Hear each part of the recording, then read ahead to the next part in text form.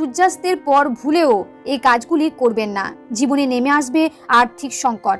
বাস্তুমতে এমন অনেক কাজ রয়েছে যেগুলি সূর্য ডোবার পর একেবারেই করা উচিত নয়।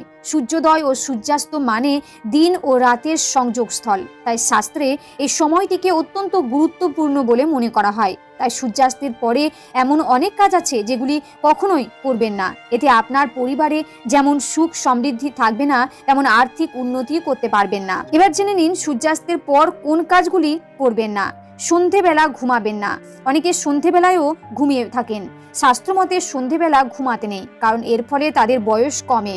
পাশাপাশি বাড়িতে নেতিবাচক শক্তির প্রসার ঘটে। আবার ধর্মীয় দৃষ্টিতে মনে করা হয় সন্ধেবেলা লক্ষ্মীর আগমন ঘটে।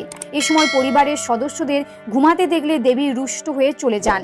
সূর্যাস্তের পর বাড়িতে ঝাঁট দিতে নেই। সূর্যাস্তের পর কখনো বাড়িতে বা উঠোনে ঝাঁট দিতে নেই, কারণ এটি আর্থিক অনটনকে স্বাগত